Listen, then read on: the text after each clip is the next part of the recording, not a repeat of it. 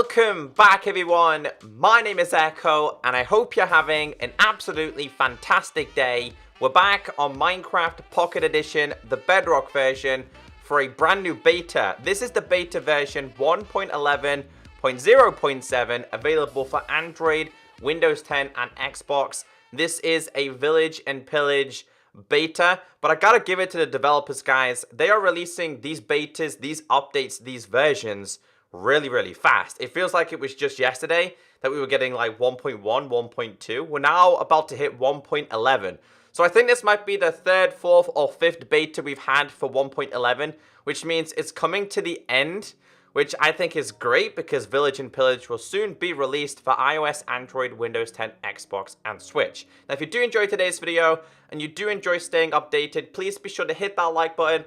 It helps me a lot, and it also helps other people out there find the videos they are looking for, like this one. I'll leave the full changelog in the description in case you want to check it out for yourself.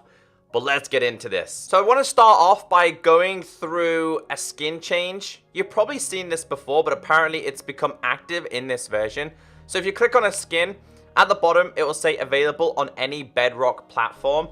Now, in some cases, some skins will say only available on selected platforms. Usually that means it's available on iOS, Windows 10, and Android. It's just not available on Xbox or Switch. So for example, maybe I wanted to be a derpy hot dog. I really like this one. And I click on it, it will tell me usable across each platform. Which means if I click confirm, whenever I'm logged onto my Xbox account, my gamertag The Real Echo, whether I'm playing on Windows 10 like in today's video, or I move over to the same gamertag on Xbox, iOS, Android, Switch, with the same gamertag, I will always be the derpy hot dog. I don't have to keep enabling and switching skins. I guess it's just a universal change. But if you try and introduce your own skin, it'll only be available on selected devices. Yeah, I'm pretty sure I went over this in a different beta, but apparently it became active in this version. You know what? For today's video, we are going to be this derpy hot dog. I really like this skin. So some of the main changes are to do with crafting. And again, Minecraft is a muscle memory game. So things like this, I recommend just messing around with a couple of times. But we've had changes to the cartography table, the smithing table, and the fletching table in terms of their recipe.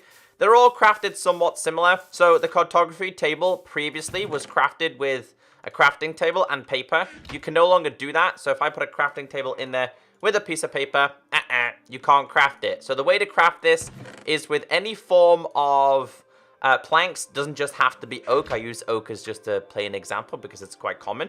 You go 1, 2, 3, 4. It would create a crafting table. But, of course, we're not creating that. 1, 2 paper on top will create the cartography table. It's the same with the smithing table as well. Fun fact, though, smithing table and fletching table are not classed as a Village and Pillage update feature. They're not going to be useful in 1.11. The developers have said that these two will become active for the next update, which is going to be 1.12, and for Java 1.15, I believe. But the crafting recipe for this previously used to be crafting table and cobblestone. You can't use that anymore. You need 4 planks and 2 iron. But I'm really looking forward to this being active. So 4 will craft a crafting table. 2 on top creates this.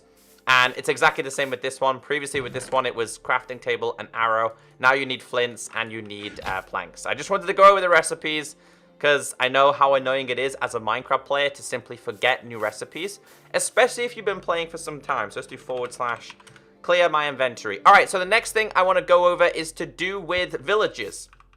And that is to do with a simple and really easy access thing. So if you click on a villager now, I need to get myself a couple of materials. We've got rotten flesh, gold, and emeralds.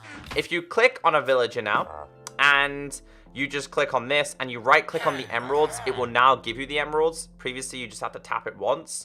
It says right click according to the changelog. That's all I've seen. I guess this might be linked to console version. It might be linked to the Windows 10 version, but a simple change to do with villages. And I really like this guy. Who is he? He's a clerk. Don't forget the whole villager system has been changed as well, down to the UI and what they trade. So there's new trades available as well. So like, for example, what does the clerk trade now? Like now a rabbit's foot, I think it is, and glowstone. I don't think they previously traded them. So there's a couple of new trades in case you guys are interested in that. There has been a fix with the bell. Previously, when you activated the bell, it would break trading. You was no longer able to trade with villagers. Yeah, weird bugs always happen in Minecraft. And 2 more things I want to go over before we go over one of the main features today. Messages displayed if a raid expires after 2 days in Minecraft. So, if you get the bad omen and a raid, and then you just run away from that village, I believe it does expire. Previously, it didn't. The bad omen would stay with you for ages. The developers thought it was a good idea to have the raid and bad omen effect to kind of disappear after a couple of days. So that's exactly what happens. The next one is Vindicators now break down doors during raids.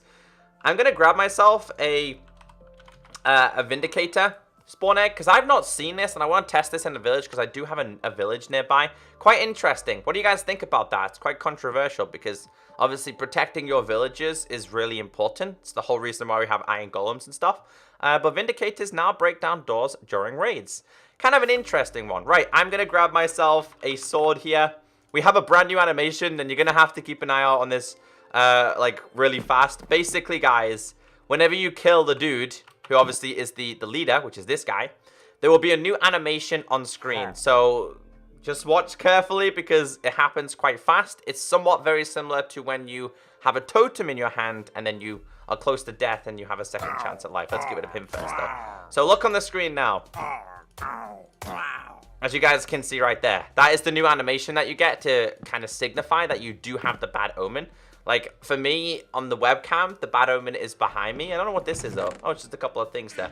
So, yeah, I wanted to show you guys that. There's also a new hero one. So, now that we have the bad omen, I'm going to go to a village and defeat the raid and show you guys what the hero effect looks like. So, I'm pretty sure that this is the last raid that I have to deal with.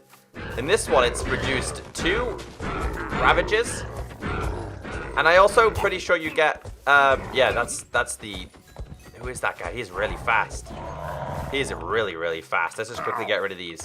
Alright, so I gotta kill this guy as well. I just want to simply see what the effect is that you get. I'm pretty sure it's very similar to the bad omen. It just pops up on your screen. But it's called the hero effect. Oh, of course. Come on, he's dead. I think there's one more. Oh, he's going to get him. Oh! Up in the air. There you go, right there. So as you guys can see, a new animation does pop up, which is the hero effect, which means that I'll be able to trade with villagers a little bit easier, so I believe. Yeah, so as you can see here, instead of it being 15 beetroots, it's now 12 as a sale. Now, I want to quickly put a villager inside of... I want to see, right, because apparently if we put a villager inside of here, and I put this in here... Apparently, they knock down doors now. So, I'm kind of curious if that is actually a thing. Because apparently, they do knock down doors. The Vindicators. Or maybe it's just during a raid. During the raid, I didn't see them do that, but who knows. Keep an eye out for these guys, because I got a feeling if they're going to start knocking down doors, it might be a lot easier than we expect. They're more interested in the Iron Golem. But that's all the changes that I'm aware of. Hopefully, this does keep you all updated as much as possible. I'm a hot dog, and I'm going to catch you guys in the next video.